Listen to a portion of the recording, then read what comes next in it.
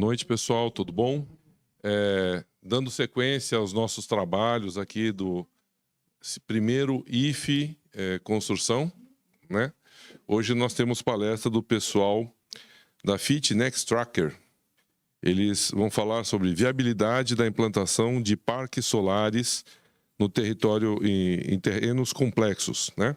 E nós temos aqui um time de palestrantes hoje, né? Então, ali no canto, nós temos o Jonathan Moreira, que é mestre em Engenharia Geotécnica pela Universidade Federal de São Carlos, UFSCar, né? Engenheiro Civil pela Fundação Hermínio Ometo, FHO. Engenheiro Geotécnico Sênior no Flextronic Institute de Tecnologia, o FIT. Membro da International Geosynthetic Society e integrante do grupo GEOS, né? Tem experiência na área de engenharia civil, com ênfase em fundações, ensaios de campo, ensaios laboratoriais. Tem atuado no setor de energia solar por mais de 2 anos. Aí, na sequência, nós temos o César, né?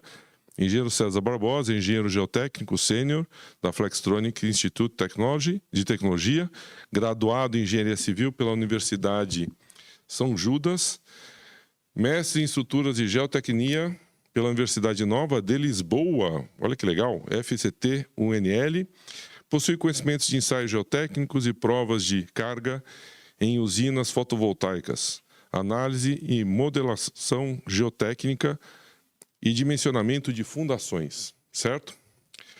Aí nós temos aqui a engenheira Rita, né? Engenheira Rita de Souza, engenheira geotécnica júnior da FIT Instituto de Tecnologia e atua no auxílio de elaboração de materiais, relatórios, análises e acompanhamento de ensaios geotécnicos. É graduada em Engenharia de Minas pelo Centro Universitário de Belo Horizonte. Possui conhecimento nas áreas de ensaios geotécnicos, estudos de geológicos e geotécnicos, né? E temos aqui o Igor. Se nós temos a palestra hoje aqui, é graças ao Igor que fez essa ponte para nós aqui. Ele já veio aqui uma vez, quando tivemos a oportunidade de conversar. Então, engenheiro Igor Garcia, é engenheiro eletricista 3, na FIT Institute Technology, conta com um vasto conhecimento nas áreas de dimensionamento de PV, desenvolvimento de projetos e visão de mercado de energia.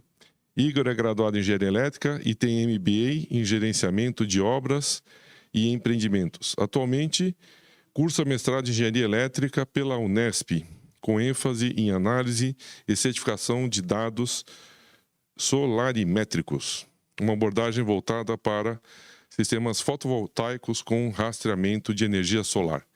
Bom, então, eu pediria uma salva de palmas para os nossos palestrantes aqui, inicialmente, tá certo?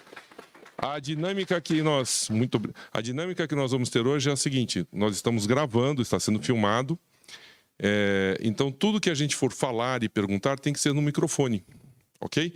Então nós temos 2 microfones aqui para os palestrantes se alternarem aqui sem fio.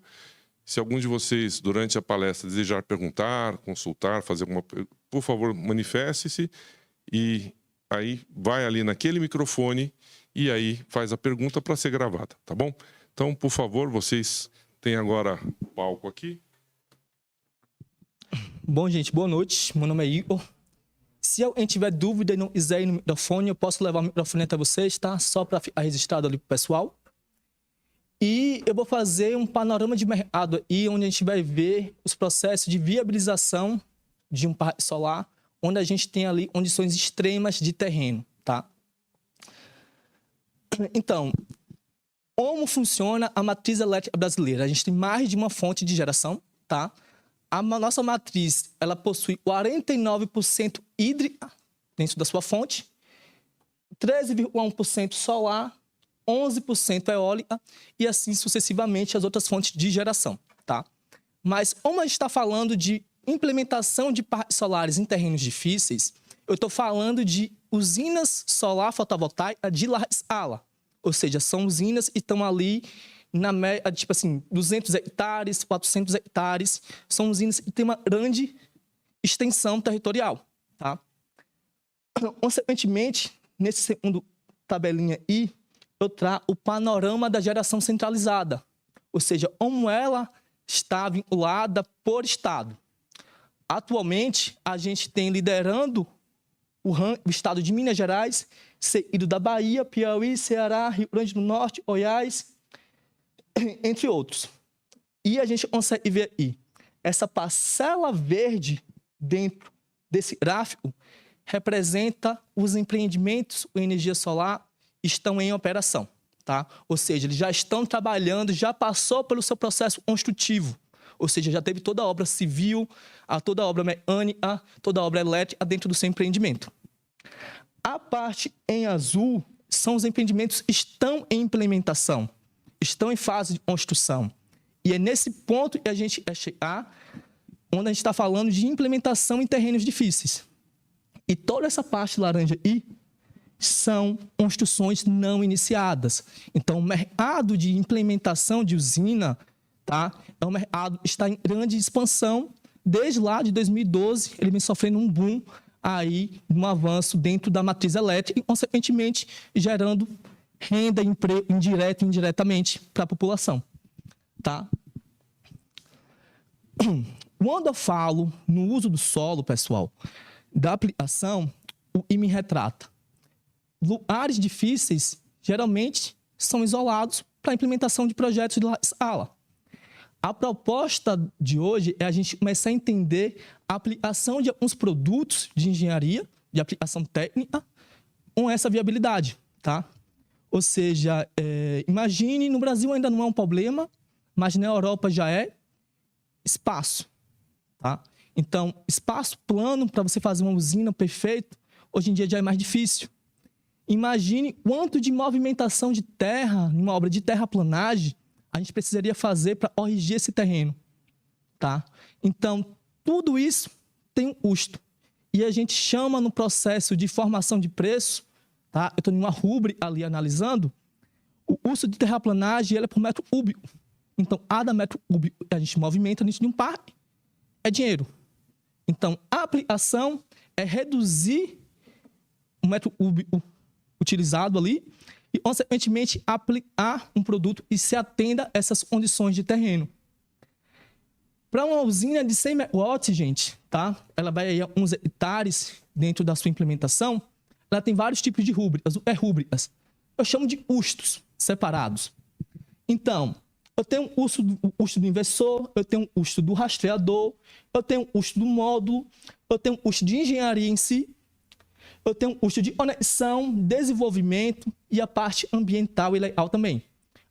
Pode ter mais rúbricas dentro de um projeto de empreendimento, mas essas são as principais, a gente consegue se atentar. Mas onde está o custo de obras civis dentro desse processo? Os custos de obras civis, de terraplanagem, estudo do solo, de uma campanha geotécnica, para analisar, uma parte está na parte de desenvolvimento, onde o pessoal vai fazer uns estudos do solo para começar a entender, e a outra parte está dentro de EPC. O EPC é uma empresa de engenharia e ela é responsável pelas obras civis, elétrica, mecânica, vai depender de como foi o modelo de contrato fechado, e ele é responsável por fazer essa análise do solo e, consequentemente, projeto de terraplanagem. Então, dentro dessas parcelas, o EPC envolve todo esse processo de construção. Esse LCOE ele foi feito em 2021.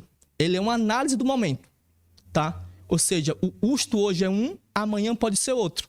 O custo para você fazer uma obra no ano passado era um, hoje já é outro. Entende? Você tem essa variação de equipamento, variação do dólar e assim sucessivamente.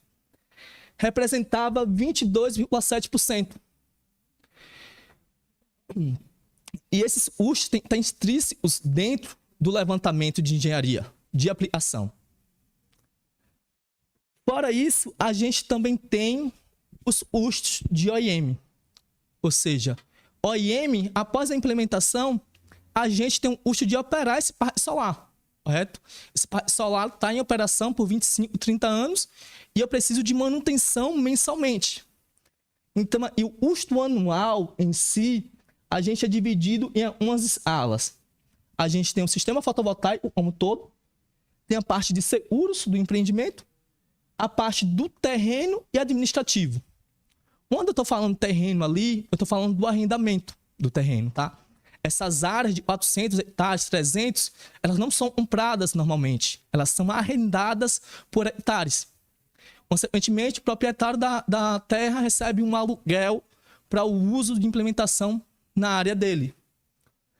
E dentro dos custos de sistema fotovoltaico, a gente tem a parte de inversor, gestão de limpeza da vegetação, tá? Ou seja, esse terreno, após a implementação da obra, eu preciso fazer a limpeza dessa vegetação periódica. Eu tenho um custo, um módulo fotovoltaico, cabeamento, matriz fotovoltaica, o rastreador em si, transformador, a parte mecânica e também gestão de ativos. Então, e eu quero trazer aí essa parte, eu quero que vocês entendam e, à medida que eu consigo implementar um produto, um projeto, em um terreno em condições extremas, eu consigo viabilizar um novo projeto e, consequentemente, possível reduzir um custo de implementação, tá, desse projeto. E um sistema de, se eu for comparar uma usina de larga escala, uma usina de baixa escala, a gente tem uma variação referente aos custos de implementação. Ou seja, para uma usina de 5 megas, que são usinas, empreendimentos melhores, a gente tem um custo de demandas, imposto, OIM, seguros e a parte de arrendamento. A OIM e a parte no caso que seria e pessoal de edificações, supressão ali vegetal, a limpeza dos painéis, controle desse solo, drenagem, à medida que vai tendo chuvas, vai tendo problema de drenagem, então o técnico de edificações ele analisa esses pontos também. É a parte de OIM, então significa 10,2% ali do custo desse empreendimento. Quando eu venho para uma parte de uma usina central, eu estou falando de um OIM e um RAPEX de 48,7%. A manutenção do parque. Então, a parte de manutenção, 100%, praticamente 50% é votado, 100% para essa OIM. A gente tem os custos ONS, que é de conexão, e a Câmara de Comercialização. A gente tem os custos de arrendamento, seguros e os programas ambientais. E também tem que ser avaliado no processo de operação do parque. Vou passar a palavra para o César. Boa noite, pessoal. Prazer. Quero agradecer os organizadores do evento. O primeiro CF Construção, IF Construção, né? E a palestra que a gente trouxe aqui tem esse objetivo convergente com esse evento, que é disseminar, né, o conhecimento científico e também buscar a evolução, né, e a tecnológica, tá? Eu atualmente no FIT atuo na área, na conta da Nextracker, nos projetos de pesquisa e desenvolvimento, e eu também atuo no FIT Academy, que são treinamentos voltados para a área da geotecnia, tá? Vou passar aqui. A estrutura da palestra, né, dessa parte, a gente vai falar os objetivos, a contextualização, sobre os serviços de terraplanagem, investigação do subsolo, e depois a gente vai falar um pouco de soluções que a gente acaba recomendando para o projeto final. E o tema, né, é a viabilidade da implantação de parques solares em terrenos complexos. Esse termo, né, terrenos complexos, é intrigante, né? E eu acho até redundante, eu brinco que é redundante porque o solo é bastante complexo. Mas a gente... eu perdi a ideia aqui. Então, o solo é bastante complexo, né? De modo geral, para a gente estudar ele. E aí, esse termo, na verdade, acaba sendo bastante adequado frente aos desafios que a gente encontra aí, né? Nos projetos de construção de parque. Então, a gente vai definir aí o conceito de terrenos complexos, para que vocês possam também entender um pouco melhor. A gente vai apresentar os fundamentos, né, e como que a gente estrutura isso num projeto geotécnico. A gente vai apresentar os fundamentos de uma investigação geotécnica e operação de movimentação de terra. E no final aí a gente vai falar de alguma solução que pode ser aplicada. Então vamos começar com uma contextualização aqui para vocês entenderem. O Igor ele falou sobre parques solares. E no parque solar a gente tem essa estrutura que a gente chama de tracker. O tracker ele tem o painel solar acoplado a um tubo. E esse tubo ele rotaciona, né, o painel solar para que o painel tenha incidência do sol, da luz solar o dia inteiro e maximizar a geração de energia. Tá? E esse tubo ele transmite aí, né, esse carregamento para os elementos de fundação, que são as estacas, que são esses perfis aí cravados no solo. E aí, abaixo do solo, a gente tem um comprimento desse perfil metálico, que é o que a gente chama de profundidade ou comprimento de embutimento. Tá? Então, quando a gente pensa nessa estrutura aqui, a gente pensa que tem o carregamento da própria estrutura, né, como um peso próprio, e também tem um carregamento de vento. Então, os carregamentos que a gente acaba tendo, né, provoca aí no elemento de fundação, na estaca, esforços de compressão, esforços de tração e também esforços cortantes, né, que vêm aí da direção horizontal do vento. Só para comentar, se vocês entenderem melhor em um rastreador, qual é a função dele em um parque solar, pessoal? Ele faz o rastreio do Sol, ou seja, a Terra está em movimento, ou seja, o Sol está parado. Mas mesmo assim a gente vê a posição de translação. Esse efeito acontece. O rastreador, no início da manhã, ele vai estar apontado para o Sol. Beleza, ele vai estar num ângulo de 60 graus, no nosso caso, apontado para o Sol nascente.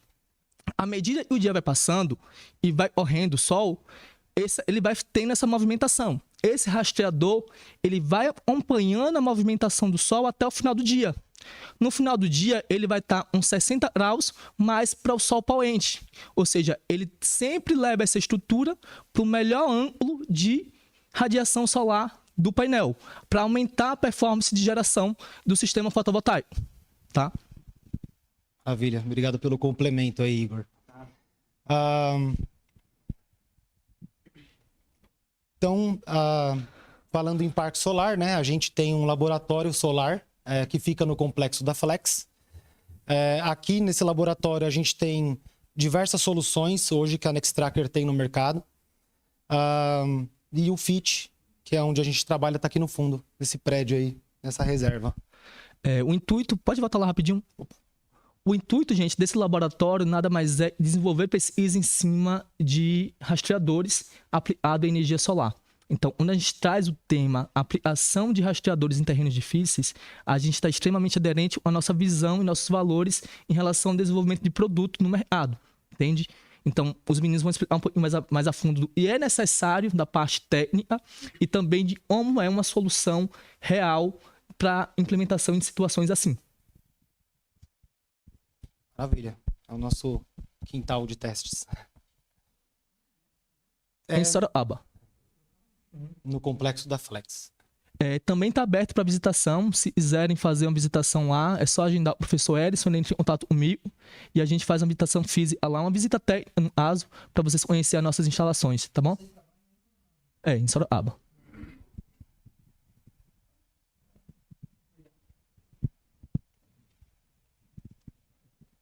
Vamos, então, agora que a gente sabe mais a fundo, né, conhece a estrutura do parque solar, que são os trackers, vamos conhecer então um pouco das dificuldades que são as situações críticas que a gente pode encontrar em campo quando a gente está na fase de projeto. Tá? Essa imagem, na verdade, ilustra, né, um problema muito grande que acaba sendo a declividade do terreno. Isso acaba sendo uma situação muito crítica, porque, como o Igor falou, isso implica em movimentação de terra, tá? Que é uma operação um pouco mais complexa e complicada. A gente também tem possíveis presença de solos colapsíveis, Solos colapsíveis são solos que não são saturados, mas que quando umedecidos eles sofrem um adensamento. E isso pode causar algum recalque de fundação, tá? Então a fundação acaba cedendo por conta dessa característica. A gente pode encontrar também solos expansivos. Solos expansivos têm uma composição, por exemplo, argilominerais, que em contato com a água acaba expandindo, e isso pode causar esforços ali indesejados ou não previstos na nossa fundação. Areias fofas são areias que têm um índice de vazios muito alto e também tem uma resistência muito baixa. Então não é um solo ideal para a gente acomodar a nossa fundação. E nós também temos solos moles. E esses solos moles, eles são solos que têm uma presença de matéria orgânica muito grande. E são solos que têm uma resistência ao cisalhamento muito baixa, né? Quase nula. Então, isso que acaba implicando aí também negativamente de colocar uma fundação sobre esse solo. Falando agora, né, de uma outra situação é encontrar solos que tenham competências muito altas, né? Então a gente está falando de solos que o SPT é maior que 40, tá? E pode acontecer, além disso, né, que tenha rochas, né? Então a gente vê porções de rocha aqui nesse exemplo, que estão aí de maneira desorganizada no terreno, e que isso pode também contribuir para falsear muito resultado, né? E aí a gente vai lá e acaba encontrando depois rocha no meio. Então é um problema grande. Aqui a gente tem afloramento rochoso, e aí a gente já consegue ver já na superfície do terreno. E matacões, que são blocos de rocha maiores, que também podem estar e vão estar desorganizadamente no solo e pode prejudicar aí o assentamento das fundações. A gente também tem desafios, né, em relação à grande extensão dos parques solares. Então, quando a gente pensa nisso, a gente pensa que esses elementos de fundação vão se repetir inúmeras vezes. E isso gera um alto custo no valor da obra, né? A gente também tem uma variabilidade do tipo de solo, né, e sua estratificação enorme, gigantesco. E o principal desafio aqui é a gente conseguir, então, definir pontos de amostragem que sejam significativos para que a gente possa fazer o dimensionamento das fundações. A gente também tem a aplicação de normas. Então, a gente, por exemplo, tem uma norma sobre, por exemplo, a prospecção, né, e sondagens em campo. E aí, a aplicação dessas normas fielmente no projeto geotécnico para a construção de um parque solar desafiador. E depois a gente tem a definição da solução de fundação, né? Então, quando a gente olhou para tudo isso, aí a gente vai olhar qual tipo de perfil, qual que é o tratamento desse perfil, espessura, qual que vai ser a metodologia executiva para cravar esse perfil no solo, vai ter um pré-furo ou não. Então, acaba entrando como uma incógnita também nessa equação. Eu sou aluno do IFE, e aí eu atuei na área elétrica, e eu gostaria de fazer uma pergunta no sentido da distribuição que as hidrelétricas e as energias convencionais que a gente está acostumado, ela tem uma distribuição de uma forma mais cumulativa, assim, né? E aí eu gostaria de saber quanto de distribuição um capacitor de... a sustentabilidade do projeto de vocês é legal, de energia solar. E aí eu queria saber quanto que ele tem de captação e quanto distribuição. Você fala de fator de capacidade? Na verdade, eu achei legal a montagem dele, e daí eu queria saber a distribuição, a abrangência, quanto ele consegue. Quando a gente está no parque solar, gente, primeiro ponto, a gente está é um desenvolvimento de projeto. Tá? E essa fase é onde eu analiso a conexão na rede. A gente tem muita obra civil, mas é um empreendimento de geração de energia. Tá? Então, o primeiro ponto é eu avaliar espaçamento na rede. Eu tenho viabilidade de conexão desse empreendimento, é o primeiro ponto. Tá? É a mesma coisa, você vai fazer uma casa e você precisa de energia. Você tem rede de média tensão ali, tem uma rede próxima para se conectar. Então, a gente analisa as redes próximas para gerar essa conexão.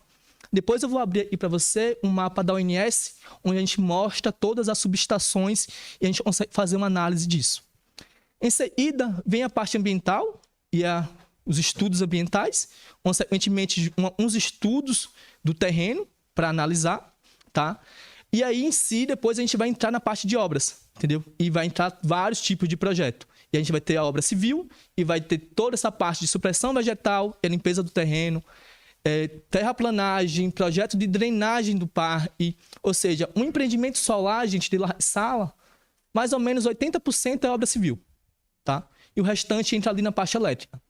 Depois disso, entra a parte de fundação, onde você pega você pode botar uns slides? Onde a gente pega as estacas e começa a fazer a gravação no parque, tá?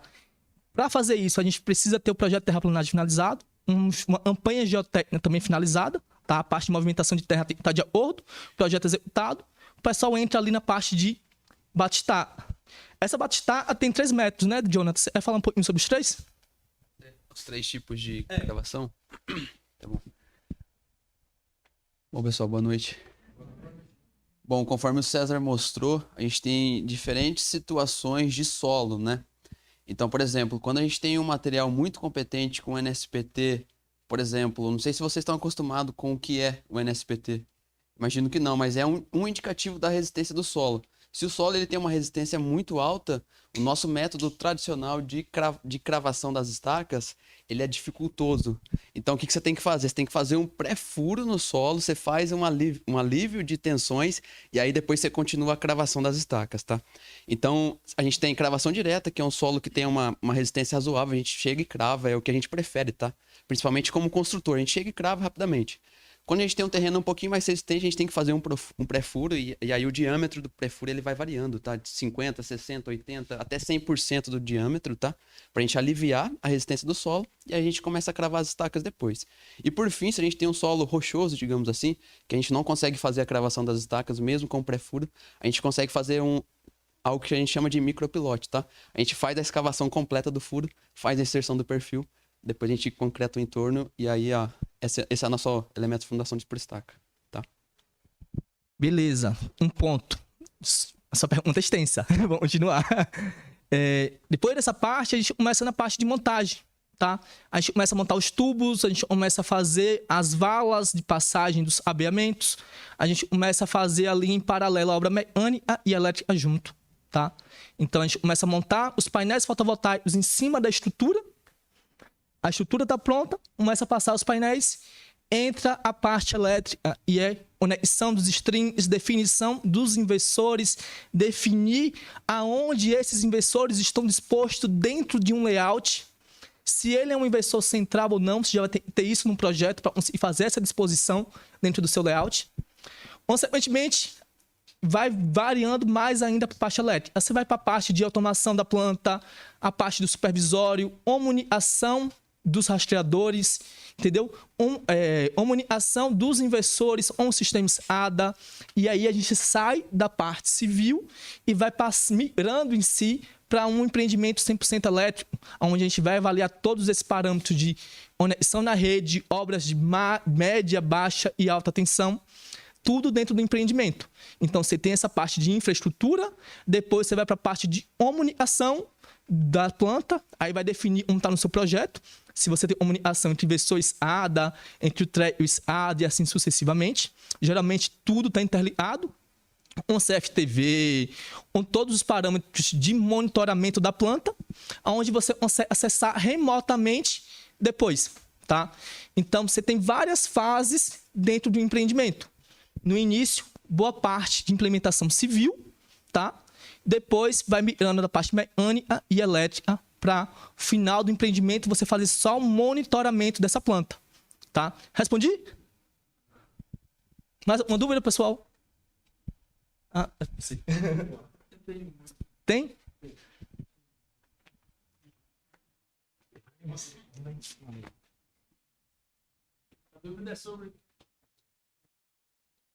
A dúvida é sobre a terraplanagem. A gente tem notado que os terrenos estão sempre nivelados e poderia, eventualmente, alterar a altura dos trackers para nivelar as placas. Não necessariamente teria que nivelar o solo. Esse nivelamento é para captar a radiação refletida do solo, é isso? Eu vou dividir essa pergunta em 2 tópicos, tá? O primeiro tópico é a parte das estadas e gravação, e os meninos vão responder, e a parte do albedo eu respondo, tá bom? Interessante essa sua pergunta. A gente vai abordar ela mais lá no final, tá? Tem um slide separado para você. Vamos lá. Eu vou responder a pergunta dele assim, então, onde você vai passando, tá? Pode ir passando no slide. A parte da refletância, e ele falou, gente, a gente tem 2 tipos de radiação. A gente tem a radiação direta e a radiação solar, e vem por ondas eletromagnéticas do Sol, em linha reta, em formato de ondas diferentes, em direção à Terra, mas a Terra está em rotação, tá? Então, o que acontece? Assim, ela passa na camada de ozônio, um obstáculo, cheia, massas de ar. Massas de ar, poluição, nuvens, tudo isso são obstáculos. A energia incide direto no painel fotovoltaico, ela é chamada de radiação direta, tá? A radiação chegou direto, ultrapassou todos esses obstáculos, chegou ao solo. Radiação difusa é a radiação e bate na nuvem e desce em direção ao solo. Essa é a radiação difusa. Um dia nublado, a gente tem radiação difusa, tá? Ele só, você vai pra praia, um dia nublado, você senta lá, tá de boa, mas quando você chega em casa, você se queimou. Entende? É mais ou menos isso. E um outro parâmetro, essas 2 componentes, onde conecta no módulo fotovoltaico, ela gera diferença de potencial e gera eletricidade, corrente elétrica. Mas tem um outro fator, e ele citou, e a gente também avalia no sistema. E chama, na verdade, é o fator albedo. Todo tipo de solo, pessoal, ele tem uma refletância. Uma grama, ela vai ter uma refletância da luz. A areia, ela vai ter outra refletância. A brita vai ter outra. Um reto novo vai ter uma. A neve vai ter outra. Isso é o fator albedo. É o índice de refletância do solo, da sua característica, onde ele recebe luz. E o sistema fotovoltaico, a gente tem o ganho bifacial. E aí eu já estou falando do módulo fotovoltaico. E o módulo fotovoltaico, no bifacial, ele tem silício na parte superior e o silício com vidro na parte traseira.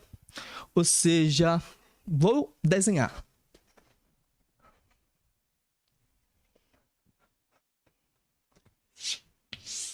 Gente, eu não sou bom de desenho não, mas vamos lá. E tem 2 rastreadores, solo, Sol direta. Essa radiação é direta. E tem uma nuvem e aqui está o Sol. A luz bate e reflete para a difusa.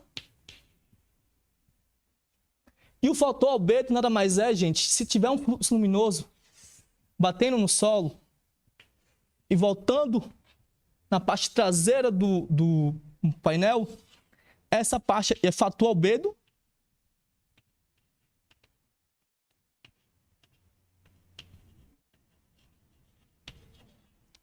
E aí no painel fotovoltaico em si, está o ganho bifacial. Ou seja, dentro do empreendimento, os tipos de radiação é direta e difusa. O fator albedo é o índice de refletância de uma luz solar e pode ser difusa ou direta.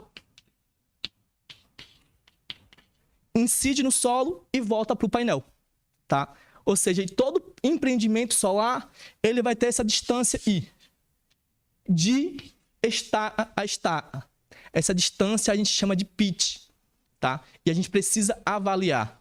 Consequentemente, a gente poderia entrar em outros fatores e avançar essa discussão. Então, convido vocês a fazer o nosso curso de dimensionamento fotovoltaico e de layout. E é gratuito, tá? Onde a gente aborda todos esses parâmetros para vocês entenderem um pouco melhor ao fundo, tá bom? Pode continuar. Dúvida, pessoal? Deu para entender?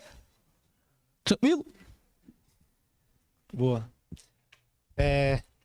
Então definimos, né, o nosso problema, vimos os desafios que estamos inseridos, e aí como que a gente resolve, né? Agora é a parte que a gente,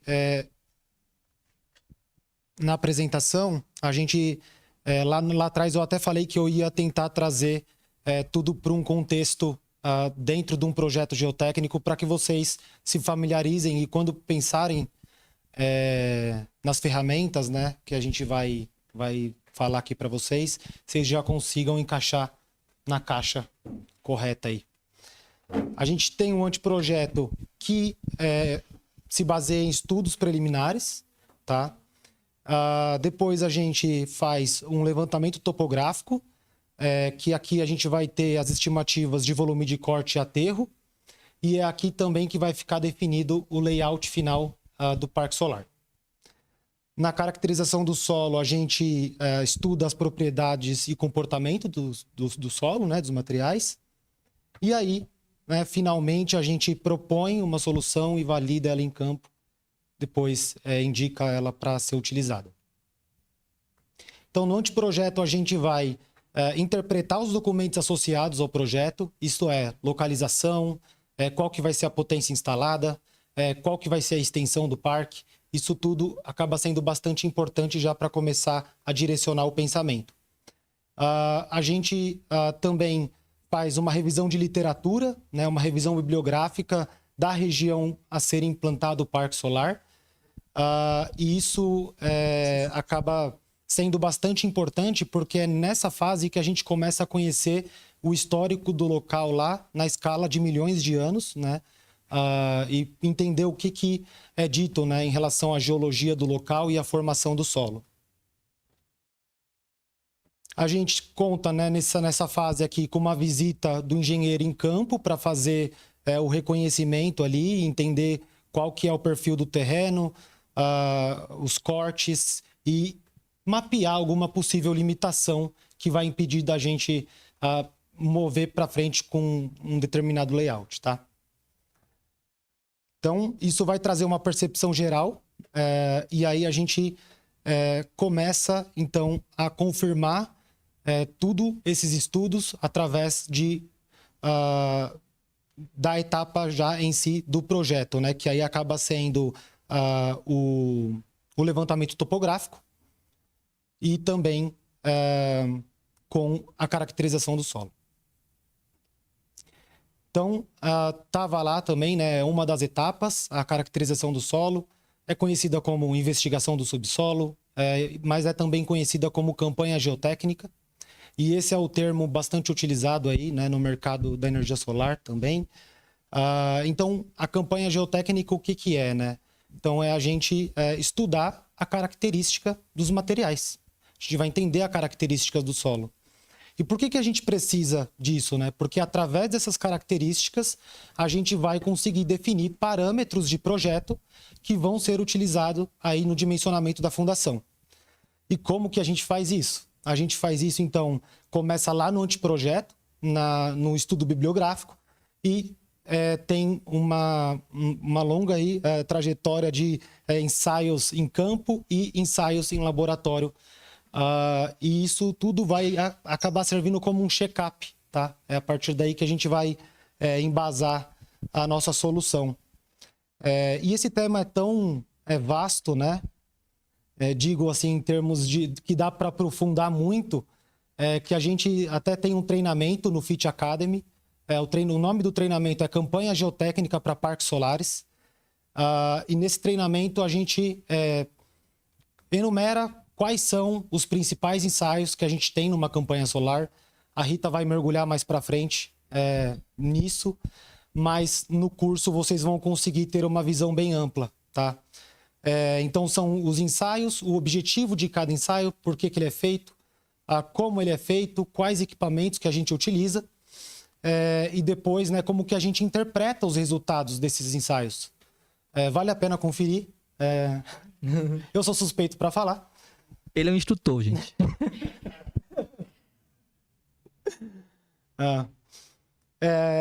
E também, né, entrar num contexto de movimentação de terra, que também é um assunto que a Rita vai aprofundar um pouco mais. Mas a gente tentar definir o conceito mais básico, que é quando a gente olha para um parque solar, a gente pensa: como é que eu vou ter que modificar esse terreno, a configuração dele, para que ele consiga receber, né, os trackers e as outras estruturas também, né? Então, a gente percebe que esse assunto é bastante relevante, né? Porque quando a gente pensa em modificação da configuração do terreno, a gente pensa em terraplanagem, e terraplenagem a gente pensa em operação de equipamentos, o que eleva bastante o custo da obra, e também e aumenta o tempo, né, para a execução do parque solar, e as duas coisas impactam no custo. E também a gente acha muito relevante por conta que, a partir dos desafios, a gente, né, constrói e desenvolve produtos inovadores, tá? Então, tá aí um dos produtos, que é o XTR, mas eu vou deixar para explicar mais para frente. A gente volta nisso quando a gente for falar da solução que a gente pode adotar para o parque, tá? Vou convidar aqui minha amiga e colega de trabalho, Rita. Antes da Rita se apresentar, gente, eu quero só dar o gancho de voltar a uma reprise. Eu falei, o César falou. Ele falou de Ustra, gente. Ele falou de Ustra, eu já me levanto, entendeu? Eu fico mais nessa área. Então, a gente viu ali, gente, a dificuldade de realizar a movimentação de terra. Então, você tem vários tipos de solo. Para fazer uma campanha geotérmica ali, para identificar esse solo, tem um custo, tá? A gente tem mais de um método para realizar a gravação dessas estacas. Cada método tem um custo também, entende? Então, quanto mais, exemplo, rolagem de concreto, e a última solução é o mais caro. Então, a gente tenta sempre fugir disso, entendeu? Além de ser mais trabalhoso você fazer essa implementação, tá? Então, a campanha geotérmica, ela vai dar inputs muito cruciais de fundação, do que é necessário ali naquele parque. A movimentação de terra, às vezes, se você fizer um terreno plano, você não vai fugir, vai ter que fazer. Mas quando você consegue aplicar uma implementação de um parque solar em terrenos com essa variação, o que acontece? Eu reduzo o custo de obra civil, consequentemente, viabilizo a implementação desse empreendimento. Então, a gente pega a parte técnica de engenharia e traz para os business, para analisar a viabilidade de implementação. Consequentemente, quando a gente asa essas duas informações, eu consigo trazer mais parques solares para a implementação, porque os terrenos eles vão estar mais disponíveis agora. Se eu tinha X terrenos disponíveis, utilizando um outro produto e atende essa situação, uma nova análise de engenharia, a gente consegue utilizar mais modelos de terrenos diferentes, entende? Complementar uma coisa que é bastante importante, inclusive, movimentação de terra também tem um curso no Fit Academy, que eu e a Rita que somos os instrutores, vem falar aí, né, de tudo isso que o Igor comentou e um pouco mais do que a Rita vai falar aqui agora. Boa noite, pessoal. Já foi apresentada aí, né? Então, eu vou falar sobre serviços de terraplenagem. Então, dado todas essas análises que o César já citou, né? Essas análises de anteprojeto, entendendo aí o projeto, a gente inicia com o serviço de terraplenagem. Esses serviços, eles vão se iniciar com as análises topográficas. Então, a gente tem o terreno numa situação inicial e ali a gente vai buscar as informações topográficas preliminares do terreno. Isso vai ser feito através de levantamento topográfico convencional, que pode ser feito utilizando estações totais, teodolitos, GPS, e também, ultimamente, tem sido utilizado aí o aerolevantamento com a utilização de drones. E isso é feito em conjunto ainda com a topografia convencional para garantir ali que os resultados, né, sejam assertivos. E com isso vão ser geradas aí as curvas de nível. A gente gera aí um mapa de curvas de níveis que basicamente vai fornecer as informações sobre os declives que estão presentes ali no terreno.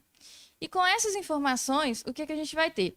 A definição dos pontos de ensaio de amostragem, que vão ser representativos para a investigação do subsolo, E também a definição das áreas de corte, de aterro, de bota fora e de empréstimo. Aqui a gente tem um exemplo, né, de uma planta. Então, essas áreas verdes aqui que estão ao redor da planta são áreas de bota fora, em que vão ser levados os materiais que não vão ser utilizados, materiais que vão ser gerados a partir da supressão vegetal. E também é definida ali as áreas de corte e de aterro. Outros pontos de atenção que são gerados aí a partir do levantamento topográfico é a observação de áreas com potencial de alagamento e erosão. Como o Igor tinha citado, né, a gente tem o projeto de drenagem, e esse é um projeto muito importante no Parque Solar, porque a falha num projeto de drenagem, no sistema de drenagem, gera ali grandes desastres ali na obra, né? A gente pode ver ali um exemplo, né? É uma coisa que é observada ali, né? Então, quando chove ali, a gente tem um carreamento ali do solo, gerando aí essas erosões. Rita, só um pouquinho. Gente, então, essa imagem aí é uma imagem que eu gosto bastante, tá? Imagine você fazer um empreendimento, você gastar ali bilhões de implementação, você fazer um projeto e a gente surgir esse problema técnico de drenagem, aonde você não corrige essa drenagem, você não faz nenhuma medida corretiva nesse processo. Esse processo, ele vai piorando. Ó, ele passa num pé de um estar, tá? Quando eu falo estar, é o que sustenta o rastreador solar. À medida que ele vai passando e vai deixando exposto esse pé, a gente perde a estrutura. Entendeu? Ela está fundida no solo. Então, quando ele perde essa característica do material e essa ela fica solta, consequentemente todo o meu rastreador ali entra em risco. Entende? Podendo ter um problema estrutural. Tá? Agora imagine um parque de larga escala, ela mostrou aquele detalhe, isso em diversos pontos localizados, entende? Então isso tem que ser monitorado e muito analisado no pré-projeto, num projeto de engenharia de drenagem, tá? Pode ir, Rita, desculpa. Um outro fator que é observado é a quantidade da movimentação de terra que vai ser executada. E isso tem que ser feito em compatibilidade com o tracker. Então, você tem um tracker, um produto ali escolhido, né, um tracker, e toda essa movimentação de terra tem que ocorrer de acordo, de uma forma que seja compatível com esse tracker escolhido. E todo mundo sabe um tracker? Vai lá, Rita, explica o tracker pra ele. O tracker é o rastreador solar, né, que o César... Ela estrutura e fica uns painéis em cima. É o tubo. Então, essa fundação aí, tudo é um rastreador. E a gente chama em inglês rastreamento, tá, gente? Então, rastreamento, esse aí. Então, quando a gente fala tracker ou rastreamento, é a mesma coisa, tá? Ele tá fazendo essa estrutura aí, tá bom? Só para contextualizar. Se vocês não entenderem uma simbologia que a gente fale, vocês perguntam e a gente tenta traduzir da melhor forma possível, tá bom? Então, né, todas essas atividades vão ser feitas aí buscando reduzir os custos, né? E aí, a partir da topografia, a gente começa com serviços preliminares. O primeiro serviço é a supressão vegetal. Aqui a gente tem o exemplo do nosso laboratório solar, né, o laboratório que o César mostrou. Então, inicialmente, a gente tinha uma área ali com vegetação, que foi retirada e passada um selamento ali nesse solo. Além disso, também são feitas as criações de vias de acesso, né, para passar os equipamentos que vão realizar a movimentação de terra. Nós temos também a remoção de estruturas, quando necessário, remanejamento de cercas, então, quando a gente tem áreas próximas ali a fazendas, que estão demarcadas ali, a gente consegue fazer esse remanejamento de cercas, e também demolições, quando necessário. Então, após isso, né, a gente tem a operação em si da terraplenagem, né? Então, a atividade de corte, em que a gente vai ter a realização de escavações no terreno natural. Aqui tem uma projeção, né? Então, essa aqui seria a superfície do terreno. E aqui a gente entraria fazendo corte, né? Seria a condição de corte. E também temos o aterro, que consiste ali em pegar um material, né? Um solo, descarregar no local, espalhar e compactar. Essas são as atividades para realizar um aterro. Nós temos também áreas de empréstimo, né? Em que você vai utilizar materiais do corte para realizar o aterro. E isso pode ser que não seja necessário, o material que está ali numa planta, ele pode não ser o suficiente para realizar o aterro. Então, a gente pode pré-determinar áreas com materiais adequados que vão ser utilizados ali para formar esse aterro. E aí é muito importante que esses materiais sejam caracterizados. Então, aí entra uma outra atividade que é de suma importância, a investigação do subsolo. Aqui a gente quer trazer duas vertentes, né? Tem a investigação do solo para a terraplenagem e temos também a investigação do solo considerando o elemento de fundação, né? A gente tem ou a gente tem que caracterizar esse solo para instalar as fundações. Então, o que é necessário aí numa investigação de subsolo? Inicialmente, determinar o perfil do subsolo. Aqui a gente vai ter a determinação do tipo de solo, da espessura de cada horizonte e do nível d'água. Determinar as propriedades índices. Isso a gente consegue fazer com coleta de amostras e determinar em laboratório. Então, granulometria, limite de consistência, teor de umidade. E também determinar parâmetros de resistência, deformabilidade e permeabilidade do solo, como coesão, índice de compressibilidade, recompressão, tensão de pré-adensamento, modo de elasticidade. E aí, partindo do perfil do subsolo, né, que é a informação inicial e mais importante que a gente vai conseguir com sondagens, aqui eu apresento para vocês um perfil estratigráfico do solo, né, em que a gente tem o perfil do solo. Então foi realizada uma sondagem, né, um método de perfilagem, em que a gente consegue avaliar o solo ao longo da profundidade. Então, aqui a gente consegue determinar, né? Então, coletando a amostra, a gente consegue fazer uma análise tátil-visual e determinar qual tipo de solo ali. E, através da sondagem, a gente consegue determinar ali a gente consegue ter um indício da resistência desse solo, né? Fazendo correlações ali. E aí, o que um bom programa de investigação de solo tem, né? A gente usa um método de perfilagem, como eu já citei para vocês, né? Obtendo ali a estratigrafia desse solo. Com isso, a gente consegue definir o tipo de solo e estimar os parâmetros. A gente consegue identificar regiões críticas do maciço. Então, essas situações críticas que o César citou, todas têm que ser identificadas na investigação do subsolo. E também usar métodos específicos quando necessário. Então, se a gente identifica uma situação crítica, a gente tem ensaios específicos ali. Por exemplo, um solo colapsível, como o César explicou. A gente pode utilizar um ensaio de adensamento para investigar esse problema a fundo. E, além disso, né, estabelecer calibrações e correlações. Então, iniciando aí, né, os trabalhos, são feitas sondagens, né, em campo. Então, a gente tem 3 tipos aí, né? As sondagens manuais diretas, que vão ser subdivididas em sondagens a trado, pá e picaretas. E essas sondagens geralmente são aplicadas para materiais ali de primeira categoria.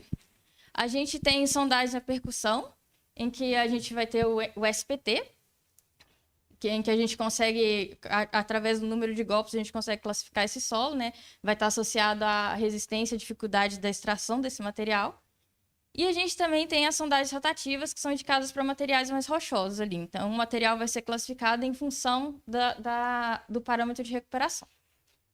Então, aqui, né, eu falei material de primeira categoria, segunda. O que é isso, né? Isso vai ser dado de acordo com a resistência desse solo. Então, um solo solto, ali, em geral, friável, é um solo de primeira categoria. Então, quando a gente tem um solo mais resistente ali, com um SPT, né, o número de golpes por profundidade ali, entre 15 e 50, a gente tem um solo de segunda categoria.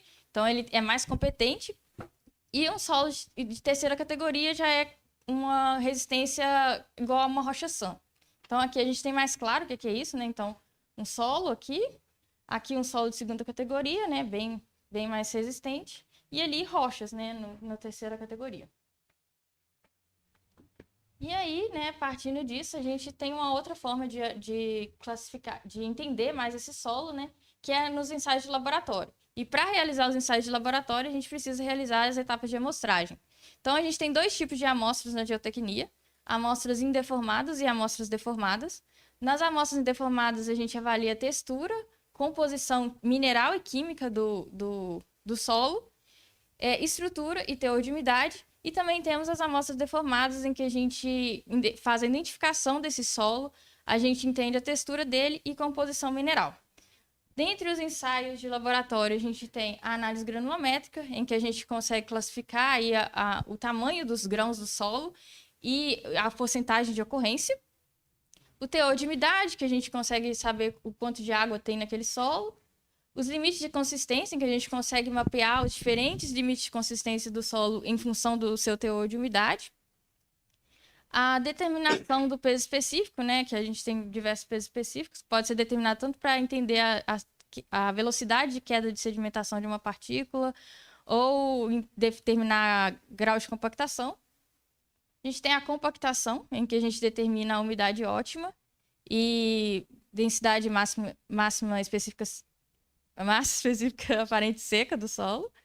E também o índice suporte Califórnia, que é um ensaio usado para classificar os materiais que vão ser utilizados no aterro. Aqui eu estou explicando, tipo, basicamente o que os ensaios vão fornecer para a gente, mas no curso a gente tem a explicação como que é feito o ensaio a mais a fundo, tá?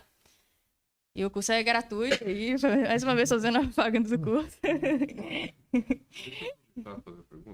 Ok. Bom, eu tive a oportunidade de acessar, eu vi que vocês têm aquele link, eu posso compartilhar aquele link para as pessoas acessarem?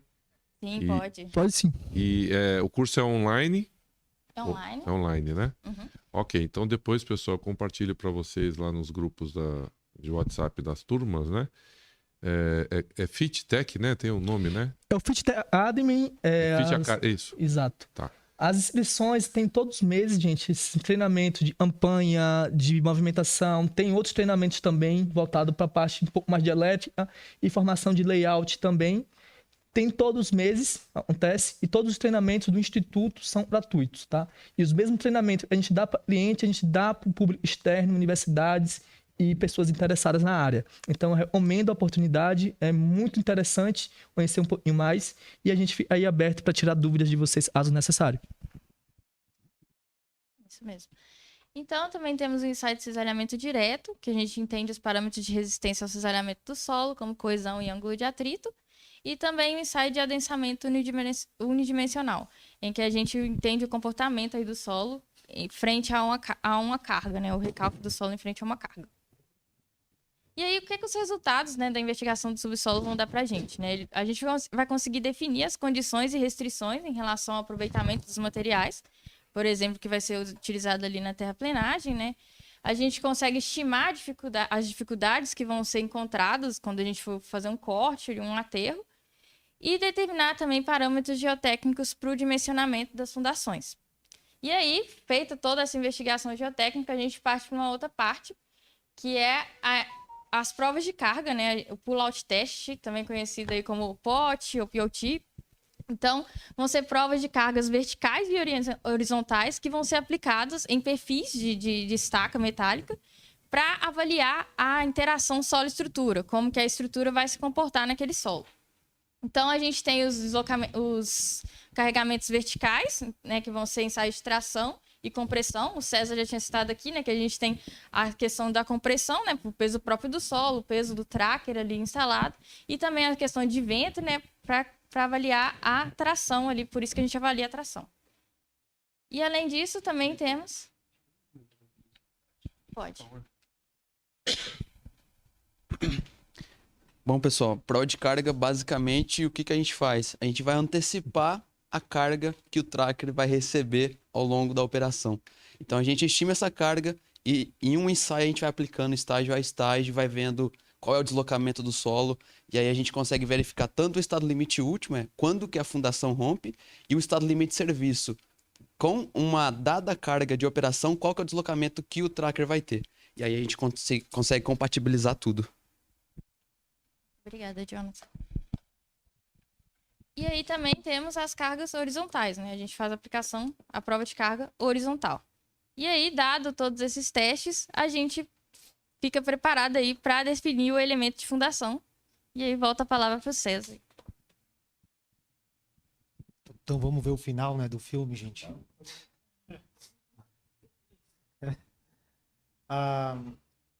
Então, é justamente isso, é a validação. O POT é a validação, escolhemos esse perfil que vai ter o melhor comportamento.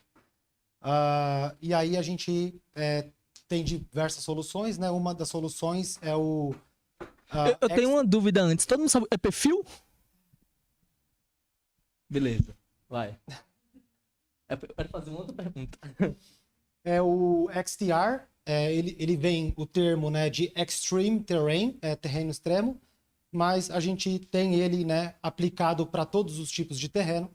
E a grande sacada desse produto é que ele consegue seguir, né, a conformação do terreno. Esse daqui é lá no Laboratório Solar, é um dos produtos que estão lá. Eu vou colocar o próximo slide aqui. Com ele a gente tem muitos benefícios, né, que agora vocês já sabem responder. Então, menos escavação, né? Menos operação de máquina, consequentemente menos custo, aliás, e é melhor. A gente também tem a questão do comprimento das estacas. Então, ao invés de, por exemplo, essa estaca que está aqui no meio ser maior para deixar isso tudo num alinhamento horizontal, acaba que não é necessário, né? Então, a gente consegue deixar com que cada estaca tenha o tamanho certo para que ela consiga funcionar ali durante a operação do parque solar. Nós temos também até uma redução do impacto de erosão que acaba, às vezes, acontecendo, né? De a gente não precisar mexer na configuração do terreno. Às vezes o terreno já tem alguma vegetação que isso preserva a estabilidade, né? Contra a erosão. Enfim, mais um ganho. E a questão do tempo da obra que eu comentei há um tempo atrás com vocês. Então, tá aqui um exemplo. A questão em relação ao tamanho, né? Realmente fica aqui, ó, em tamanhos que são diferentes. E aí o tubo, ele acaba sendo ligado. E ali tem até um desenho, né? Com o croquis, e dá para ver mais ali as estacas, né? Então, conclusões, né? A gente conheceu as dificuldades aqui, que são relacionadas, né, na área da geotecnia. E a gente agora sabe um pouco das ferramentas que a gente pode utilizar para poder equacionar nosso problema. E também, né, o conhecimento aí de uma solução que acaba sendo diferente, né, e traz uma proposta inovadora. Tá? Novamente, só para... Antes de finalizar... Só para minha fala mesmo. De novo, agradecer, né, a organização aí. É um prazer estar aqui no IF Construção. Agradeço em nome do time aqui de Geotech e ao Igor também, né, que o convite eu fiquei sabendo pelo Igor e eu fiquei muito feliz e empolgado de compartilhar um pouco do nosso dia a dia aqui com vocês. Espero que seja bastante produtivo, né, que aí vocês tenham conseguido ampliar um pouco a visão nesse aspecto. E fico aberto, não só aqui agora, mas também caso vocês tenham alguma dúvida futuramente, tá bom? Obrigado, pessoal. Só para antes de fechar, vou trazer uma imagem aí para vocês entenderem um pouquinho mais, e é nada mais. Volta no slide ali. Deixa eu botar aí. Só ficar mais ilustrativo, era o meu slide e não tava. Vamos lá. Eu tenho horte lateral. E eu consigo mostrar para você mais ou menos como seria essa aplicação, tá? Então era isso que eu queria mostrar antes de finalizar, no geral. Entendeu? Então, gente, a gente tem um HR e é o produto, ele falou, então ele faz. Em um terreno, com essa variação, ele consegue acompanhar a movimentação do solo. Ou seja, em uma vista lateral, você consegue ver a aplicação dele na situação, tá? Quando eu tenho aí o horizontal, ou então eu chamo de high slope. Imagine você tem no meio do parque uma montanha. Essa montanha tem uma declinação assim. A gente utiliza um outro produto parecido com este, a gente chama de high slope. E ele está em terreno ladeirado, tá? Então, tudo isso eu não preciso evitar o custo ali de movimentação de terra. E a gente tem aí a parte do modelo padrão, e seria ele para condições ideais, terreno plano, tá? De implementação.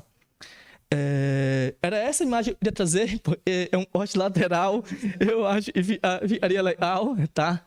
Mas era isso que a gente tinha para apresentar para vocês, gente. A obra civil, a parte de implementação de um parque solar é muito importante. Então, tudo isso que os meninos falaram, esses estudos, essas análises, é necessário fazer.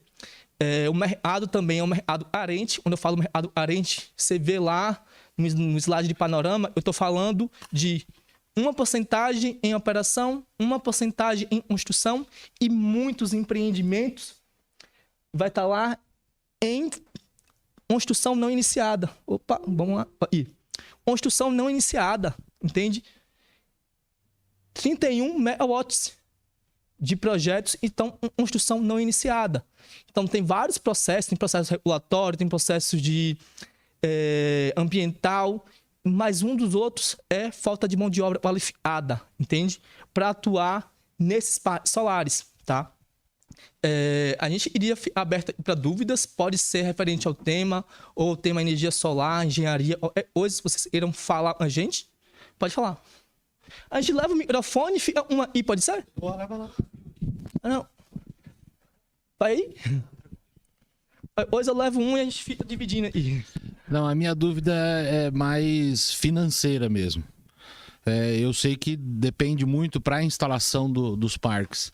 Depende muito do terreno. Tudo isso gera custo, tudo isso entraria no custo. Mas vocês teriam como passar uma ideia para a gente de, por exemplo, 1 hectare, 10 mil metros. O quanto que esse hectare geraria de energia ou geraria de renda para uma pessoa que está querendo, por exemplo, arrendar uma terra para instalar um parque. Qual seria esse custo de implantação e qual seria o tempo de retorno desse investimento? Esse processo ele funciona da seguinte forma. Esse empreendimento, para você alugar um terreno, você tem um terreno e você ir arrendar, tá?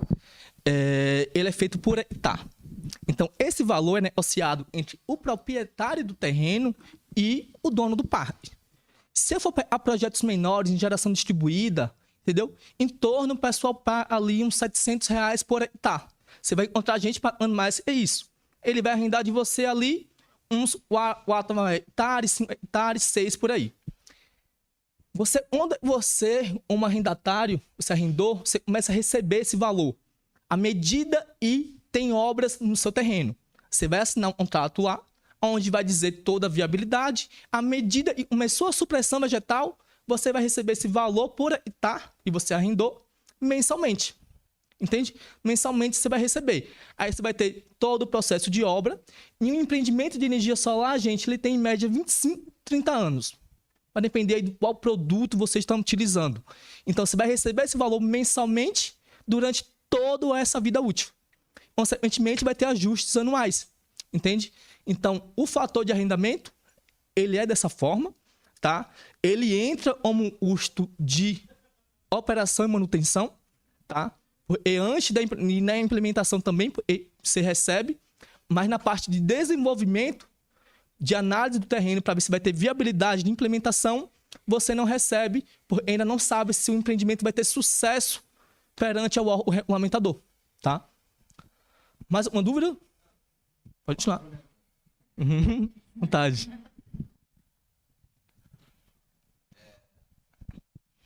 Na verdade, eu estou pensando do outro lado. Eu quero arrendar para eu instalar o parque solar. Você tem um terreno. Não.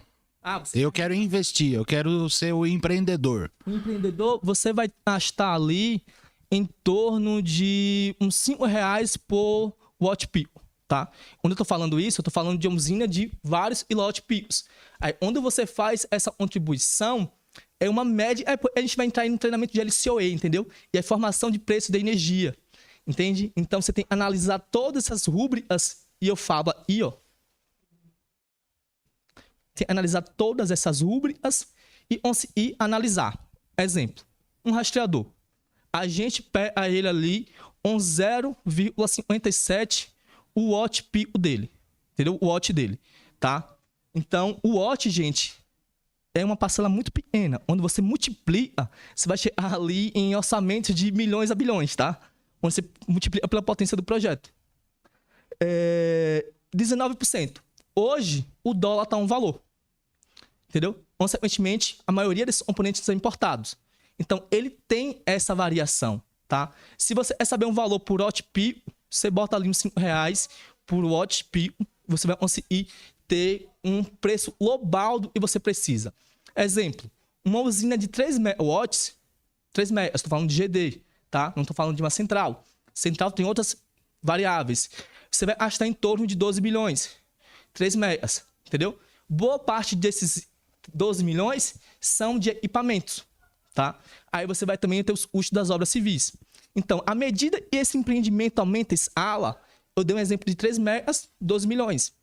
300 megas, você vai pagar mais barato o módulo. A quantidade de itens que você está comprando é em uma escala maior.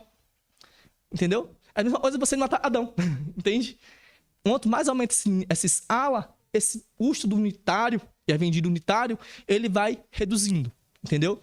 Então, isso aí depende muito da variação do dólar e também os itens aí também são importados da Europa. Depende da variação do euro. E são itens mais caros também, tá? Então, em torno, você pode se basear em cima disso. De um empreendimento maior tem outras rúbricas, mas com um empreendimento de 3 megas em uma GD, em um terreno local aí, seria em torno desse valor, tá? O que eu tô pensando é como uma franquia. Aí é... Entendeu? Aí qual que é o tempo de retorno? Eu gastei 12 milhões. É saber o payback. Isso. O payback é o seguinte: quando você faz um empreendimento, esse payback está em torno de 6 a 8 anos. Vai depender de todos esses fatores que os meninos abordaram, todos esses custos. Em 6 a 8 anos, vai depender aí do tempo, do custo que você teve de implementação para o seu projeto, ele vai conseguir ser pago, tá? Então, a partir depois daí, você consegue ter essa viabilidade. Pessoal, pode fazer mais dúvidas.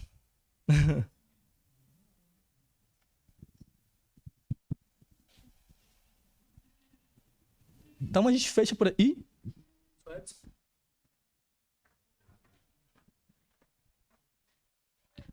Queria agradecer aos palestrantes, por favor, uma salva de palmas para eles. Lembrando, eu acho que um ou dois colegas aí talvez não tenham assinado a lista, tem uma listinha aí, né, para a gente verificar. O pessoal que tiver interesse em certificado, tem um QR Code aí para a gente ter o certificado. A dona Di já trouxe um cafezinho para a gente no meio da palestra, só que os copinhos ficaram ali, o café ficaram ali. Então depois a gente pode pegar, levar os copinhos para tomar ali. Eu queria ressaltar o seguinte: vocês separaram, nós não combinamos nada com eles, mas olha, deram aula de topografia, deram aula de solos, né? Deram aula de a parte de empreendimento, certo?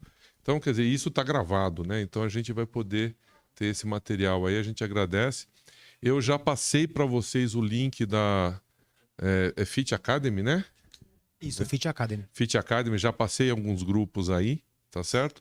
Eu de manhã tinha acessado, inclusive, é muito interessante, sim. Todos aqueles cursos são de graça.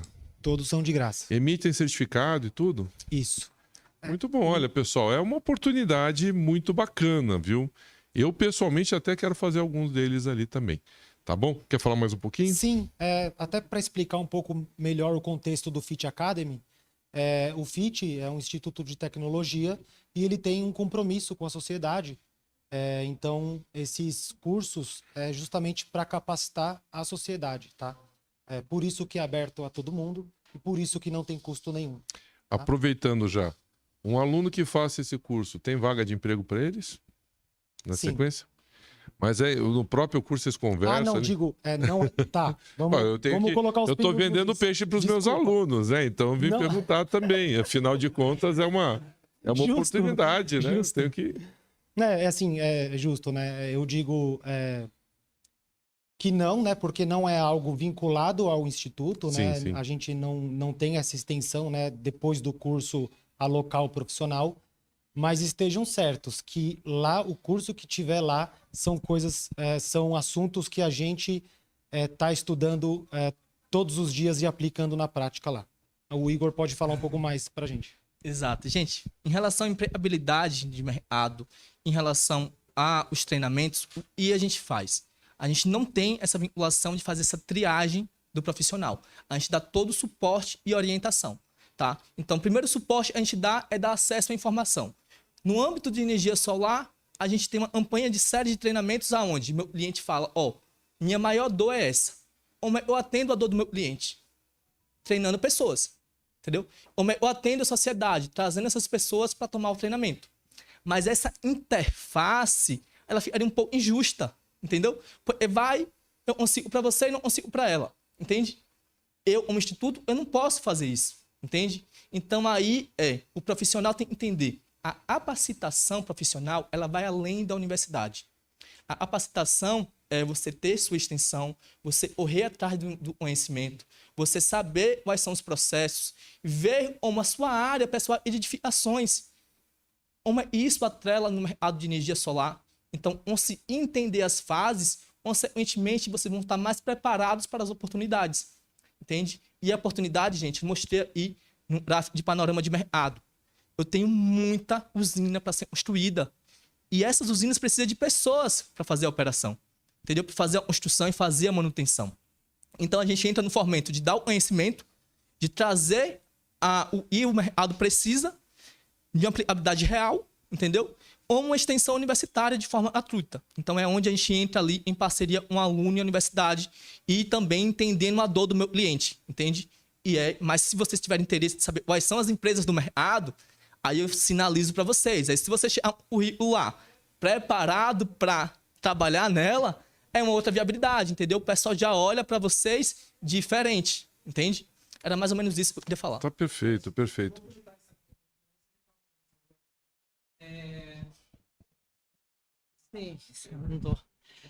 Boa noite a todos, Eu só queria saber se vocês têm cursos presenciais, porque eu perguntei no começo vocês falaram do parque e tal, né? E é interessante ver em loco lá os equipamentos e tal. Tem algum curso que é presencial? Tem. A gente tem um curso de PVSys. PVSys é a simulação de um sistema fotovoltaico para me saber a performance de geração dele dentro de um software. Então, tem um treinamento e é online, tem ele é presencial, a gente precisa utilizar uma plataforma. Consequentemente, a gente vê muitos índices de altura de estar, de espaçamento.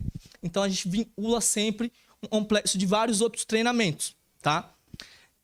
Temos o treinamento também de PowerWorks e ele vai estar passando instalação e ele vai estar sendo passado para o público externo também, não só para clientes. E a montagem em si da estrutura... Tá passando aí?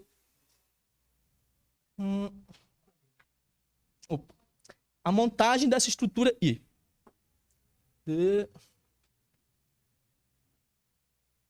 PowerWorks, ele vem mostrando a montagem dessa estrutura aí. Ou seja, como esse material chega no site, imagina você lá, um encarregado de campo. Você não é responsável só pela sua parte, não. Você é responsável por material chegou no site, como é que você faz o gerenciamento desse material lá? O alojamento.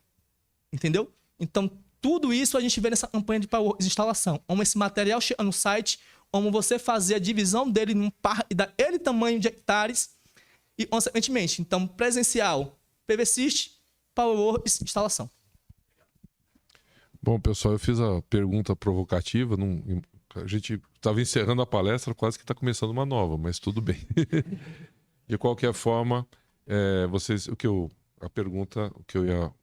o foco que eu ia mencionar é exatamente o seguinte. Veja, nós damos a formação no nosso curso técnico, assim como existem os outros cursos de engenharia, elétrica e tudo mais. E vocês têm a oportunidade, nessas atividades que eles oferecem, de fazer especializações. E é óbvio, né? Se ele dissesse que não, eu tenho os empregos, eu falo, esses caras são picaretas, né? Porque na verdade não é assim que funciona. Mas você fica no radar, né? Você começa a perceber um monte de segmentos que você pode usar o seu expertise, que você aprendeu aqui na instituição, exatamente para se focar e ir para essa direção. Veja que o segmento aqui tem espaço para mão de obra e tem espaço para investimento, como o Meloni levantou, né? Qual que seria o payback? Eu quero arrendar, eu quero instalar, quer dizer. Então, você tem várias frentes de atuação, tá bom? Eu agradeço muito aos nossos palestrantes. A gente tem a nossa conversa aqui, então acho que um cafezinho aqui após o intervalo aqui, vocês podem fazer perguntas diretas aí, tá bom? Ok? Mais uma? Bom. Depois eu vou abrir a plataforma do FTA só para mostrar a vocês a gente tem e a proposta de cada um para dar uma orientação melhor, tá bom? Desculpa, o nome da indústria que vocês formaram, ela abrange só o ramo industrial, ela também fazem produtos comerciais, que nem, por exemplo, um industrial só que é vendido numa loja de eletrônico. Olha, a nosso produto, imagine ele como um Lego. Ele tem várias partes, ele contém ele. Eu tenho a parte de estrutura, tubo, eu tenho a parte eletrônica, eu tenho a parte de controle. Então, ele não vende separado, ele não vende. Você tem que comprar diretamente. Exemplo, se você for comprar um extraer, entende? Sim. Pode falar. Tá bom, o senhor tá respondendo. E, consequentemente, a gente tem várias segmentações. A gente tem o SPC, e é um item e faz o controle do rastreamento, e ele é fabricado em Sorocaba, na planta da Flex. E ele a planta da Flex atende toda a América Latina. Você recebendo um tubo de um pilar, a gente tem os fornecedores homologados e fazem isso. Os consumíveis, eu chamo de pequenas peças, amortecedores que tem ali na minha estrutura, vem de importação. A acha redutora do meu rastreador também vem de importação. Então, um compilado de componentes, eu monto nacional ou trago de fora para montar um produto aplicado a um projeto de engenharia, e foi o que o pessoal falou aí, tá? Gente, mais alguma pergunta? Só pode ficar à vontade. Se quiser fazer no microfone, pode vir aí e a gente vai conversando, tá? Eu proponho até pelo andar do horário, né? Então, agora a gente tem aquele momento do cafezinho. Agradeço mais uma vez aos palestrantes. Uma palestra muito agradável, muito interessante, pessoal. Lembrando, amanhã nós temos a palestra do secretário de Obras do município de São Paulo. Será online, né? E hoje eu acabei de descobrir que a palestra, ele está... Por que é online? Porque ele só está na Itália agora, no meio das férias dele, né? Foi uma... Ele falou, Edson, eu vou viajar nesse período. Eu falei, você pode fazer do hotel que você estiver. Tá bom, então eu faço. Só não sabia que o hotel era lá do outro lado do mundo, mas tudo bem, tá bom? Mas, por favor, venham, prestigiem, tá certo? Mais uma vez, obrigado. Quinta-feira nós temos a apresentação dos trabalhos dos alunos que estão concluindo e sexta-feira temos o nosso sarau. Obrigado, pessoal. Boa noite.